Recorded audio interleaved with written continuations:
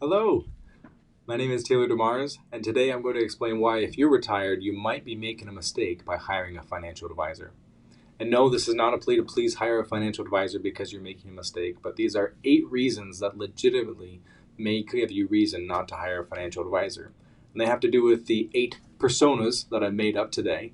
They are real people that I've seen across my years of financial advising. They're rather one-sided personalities, but it's up to you to determine if one of these resonates with you more than the others, because I'm going to share a tip with each one what you should do and why you should not be making a mistake by hiring a financial advisor. Let's dive in. The first one is high return Hank. Hank is an investor who only cares about his investment returns. I find that these high return Hanks of the world inevitably become disappointed because they're expecting a certain return, and no advisor out there can guarantee that they're going to be beating the benchmarks, beating the S&P 500 year after year for several years. If you can find one that says they have and can prove it, then I'm probably going to put my money with them as well. But the reality is no one knows what the future holds, and no one has repeatedly been able to beat the market unless they have a minimum of at least tens of millions of dollars to invest with them. So my tip to the high return Hanks of the world is to self-manage your investments. Otherwise, I'm afraid you're just going to be inevitably disappointed, and double disappointed, because you're going to say, I hired this guy to do a job and I didn't get the returns that I wanted or expected, and you're going to feel double bummed out. So instead, self-manage your investments and save the money, and then you only have yourself to blame if it doesn't return the way you want. The next person that might be making a mistake are the Generalist Jerrys. Now, these are the people who are rather indifferent as to what advisor they're hiring, so long as they jive well or they feel good about them. Which, don't get me wrong, is a criteria that I would suggest, is you have to have that certain level of relatability or chemistry with someone that you're going to really trust. But a tip for these type of Generalist Jerrys is seek out a specialist. Find someone who deals with your unique situation and has a specialty in either your age range or your phase of life or your career. I don't work with the optometrists of the world, but I know someone who is, and I will send anyone that comes my way to that guy because I know he can do a better job than I can. I wouldn't go to a cardiologist if I had an injury in my knee, right? The next person that might be making mistakes is Rushed Rick. Now, if you're hiring a financial advisor, it's generally because you have a certain pain point, a concern, something that drove you in that direction. Could be received an inheritance, you're getting close to retirement, your spouse passed away, or you just are worried about a stock market crash and don't know if you're doing the right things with your investments.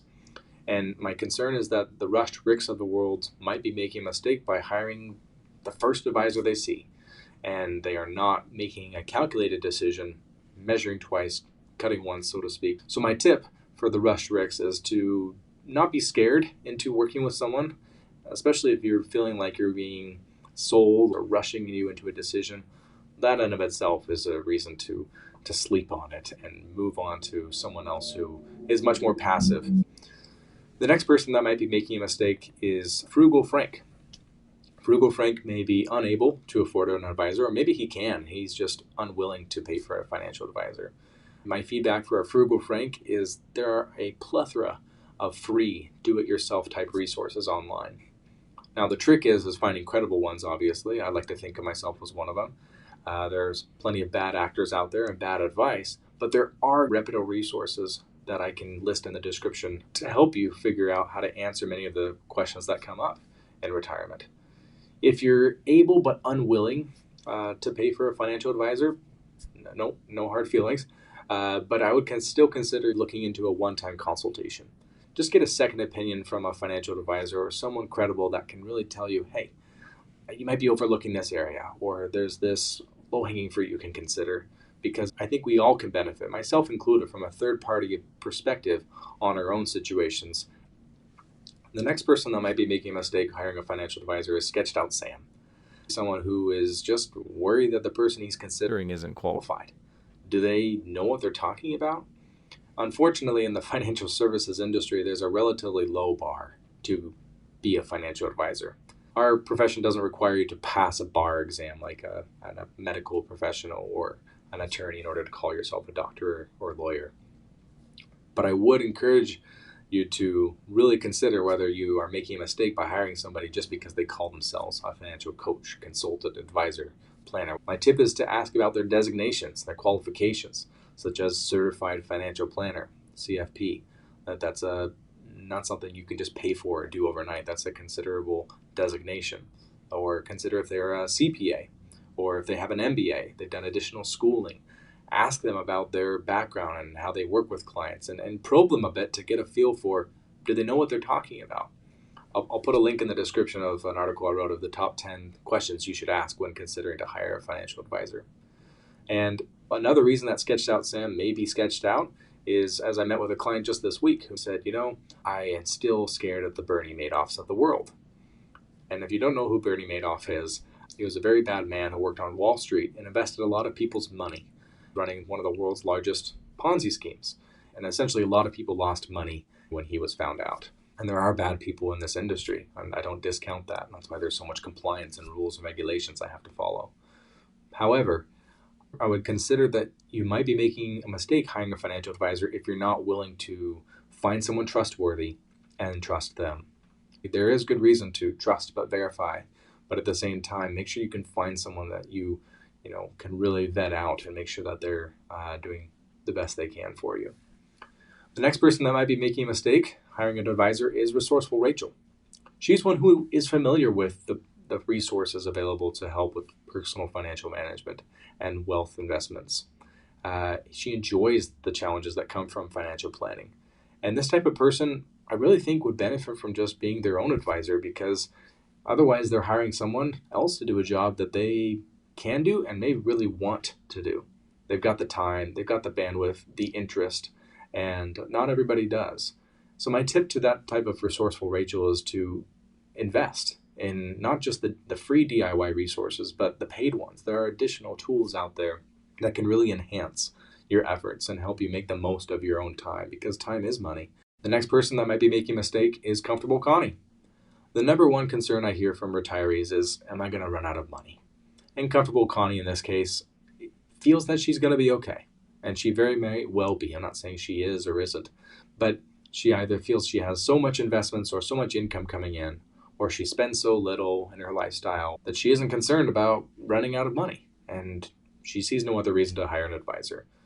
And I'm not saying that's a wrong decision, but this person is also one that may not care about maximizing their returns on their investments for their goals. They may not care about minimizing their taxes for their situation. They may not care about a smooth asset transfer and further estate planning and a number of other things that an advisor could help them with. And that's okay. Then just my tip to that person is just get a one-time consultation to make sure, because I wouldn't risk your financial security on a gut feeling, right? Because many retirees, the income that they have coming in or the nest egg they saved up is it. And you don't want to mess that up. So consider a one-time second opinion just to make sure, and then coast on your merry way without needing to hire a financial advisor. The last person that may be making a mistake is Micromanage Max. And I've worked with them in the past, and they're want to get into every single detail and decision and criticize everything that happens within their investment portfolio. I'm not hesitant to encourage a client into the investment management process or the financial planning decisions. It's actually much easier for my job if I can get them more involved in it. But if you're going to be someone that's questioning every decision and micromanaging everything that's happening, you might as well just be micromanaging yourself, if rather than pay someone else that you're trying to outsource to take care of this for you. My tip to the micromanage maxes of the world is to invest in those enhanced resources that can help them be their own advisor, but also consider a second opinion of someone that is a third party, can give you an unbiased, unemotional feedback on your situation, just to make sure there's no low-hanging fruit or elements of your plan that you're overlooking. Those people that might be making a mistake by hiring a financial advisor, I give one word of warning, and that is, if you don't hire a financial advisor, you are your own financial advisor. And that's not necessarily a bad thing, but be aware that you don't have someone looking over your shoulder to make sure there aren't big decisions that you're messing up on, or low-hanging fruit that you could be taking advantage of, or elements of your plan that you're overlooking.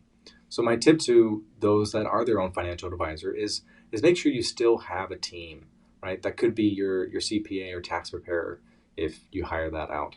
Maybe you have a trusted family member who's good at these sort of things, finances, investments, etc., to look over your situation from time to time. because I think everyone, myself included, can benefit from a third party, unbiased, unemotional feedback on our situations, because it's just not worth trusting your financial scenario, in my opinion, just to a gut instinct that you're going to be okay. So I think there are plenty of DIY resources, do-it-yourself tools online. I'll leave links in the description below to help you find some of these, but between the IRS website, Morningstar articles, Dave Ramsey resources, Khan Academy, Bogleheads, wiki pages and forum, and even software and tools such as Personal Capital, there are places out there you can self-manage and be effective, but it's not for everyone. Some people would rather manage it, if they only really enjoy it. And even those that enjoy it eventually in retirement may just not prioritize or feel like they're on their edge as much. And so that's why I bring up these reasons that you might be making a mistake by making a rush decision to hire a financial advisor, for example. I feel that these 8 people are good people. If one of them resonated with you, hopefully it gave some tips that gave you some food for thought to decide, hey, how can I optimize my situation if I am potentially making a mistake by hiring a financial advisor or keeping the one that I currently have? I really appreciate you taking the time to watch this video. If you wouldn't mind, please leave it a like. Helps other people find it. And then you can also subscribe so you can receive other free resources on retirement education that I'll be putting out in the future to help you retire well. Thanks again. See you in the next one.